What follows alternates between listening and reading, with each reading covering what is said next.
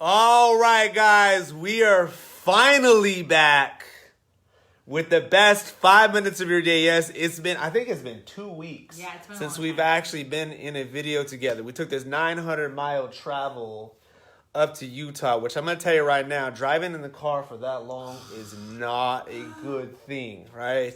We got there, we had a blast, but we didn't video at all. No. We came back. We had a disaster in the bathroom and the garage, but we're finally here to talk about something ridiculously important. This really should be the first exercises that you should have learned, because you are no good at all if you can't protect your spine when you're doing drills, which basically means we need to teach you how to use your core the right way. Now, when we take a look at your posture, kind of take a look at your anatomy, many athletes suffer from a pelvis that kind of tilts too far forward. This creates a big arch in your lower back and makes your core weak. I want to share with you a simple set of drills that you could do, or progressions of drills that you could do to invite the deeper core muscles along to the party and to protect your spine just a little bit better. To set you up, I want to share with you how you can turn on your deeper abdominal muscles and kind of the position that you need to be in when we're talking about doing the dead bug exercise. The dead bug exercise kind of involves the right and left sides of your body and keeps your spine in a good neutral position. So set up for this exercise, we're going to make sure that your back is not too arched and don't have too big of a space right here. We want to also make sure that it's not too flat and compressed all the way to the ground. We want to find a neutral position. Rose, thanks for checking in. How we're going to do this to kind of turn on your deeper core muscles is we're going to take this off to the side and put it in the small of your back. Now, what I want you to do with this is apply about maybe 40 to 50% pressure onto your knuckles. This is the first step, just getting your deeper abdominal muscles to fire up and to be active. How we're going to make a simple progression with this is just taking your feet off of the ground into a 90 degree. And you can see right there, that's going to increase the amount of tension that you have in your leg. But to challenge your deeper core muscles and to kind of invite some coordination to the party, we're just going to work on extending one leg at a time. Now, the goal with this is to make sure that you keep that pressure on your hand and not let your lower back arch. As you get stronger with this, the one thing that you're going to start to do right away is drop your leg closer and closer to the ground. That's kind of step number one. And this is really the first exercise you should teach anybody when we're talking about progressing into fitness. But that's not where we want to end up. So we want to make some progressions with this. One simple way that we could do this is by inviting your arms to the party now too. So we're going to take that same basic starting position where we lift your feet up off the ground. We're going to bring your arms and elbows to a 90 degree. Now we're going to kind of ask your brain to involve a little bit more coordination. Do something that looks a little bit more like running, which basically means one leg is going to be extended, the opposite arm is going to be stretched out overhead. The longer you hold it, the more challenge you get out of your deeper core.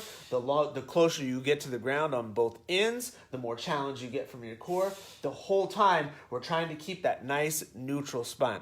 So that really is a great exercise in and of itself. You start doing that on a daily and regular basis, your spine is going to be in a better position. But that's not the ultimate progression. If we want to kind of challenge your core and involve your glutes a little bit more, one thing that we have to do is get you over into a quadruped position.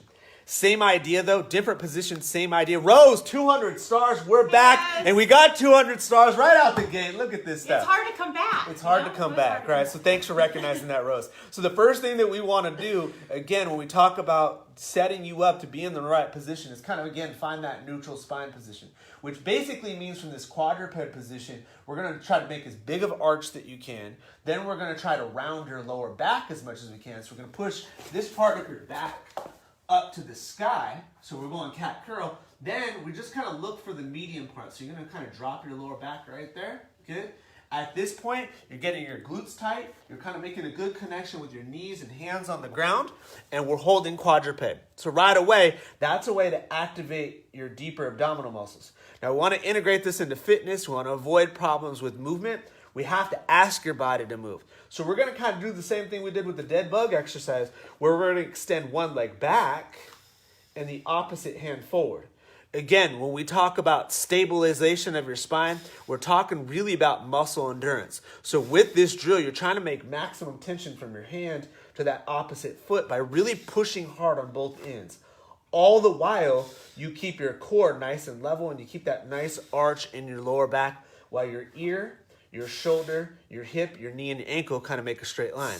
So that is an excellent exercise to progress to, but is not the ultimate plank.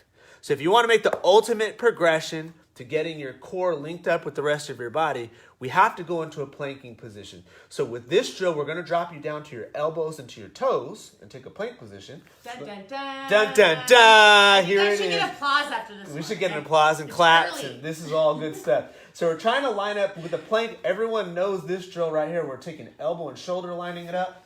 We're taking shoulder, hip, and ankle, lining it up. And at the same time, we're keeping your head in a good neutral position.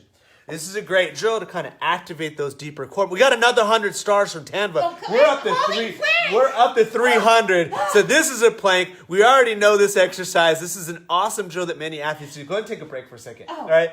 But again, when we talk about avoiding pains and problems in your hips, your knees, and back, we know that your core has to be involved. It holds the upper part of your body together with the lower part of your body. But when we talk about movement, we have to move a little bit. The number one recipe for getting an injury is having a difference in the mobility and strength between the left side and the right side of your body.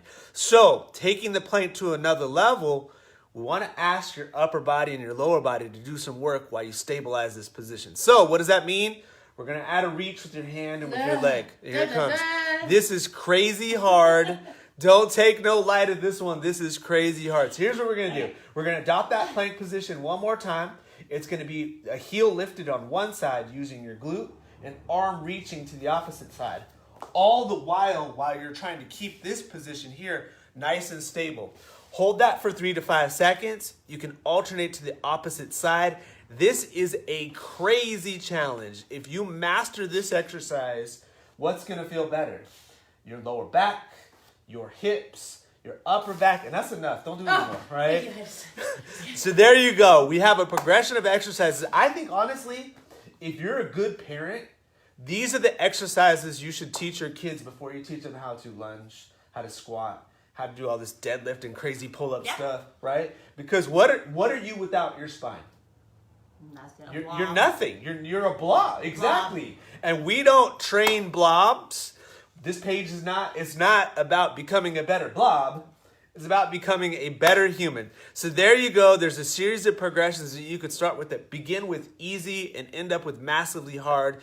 If you're an athlete, if you're a non-athlete, these all apply because nobody wants to be in pain at all. And that's our message for today. You guys got any questions, comments, concerns? If you need any help from either of us, everything is on sale this weekend. Thanks for checking in this morning. We'll talk to you again probably tomorrow or later today. I don't know.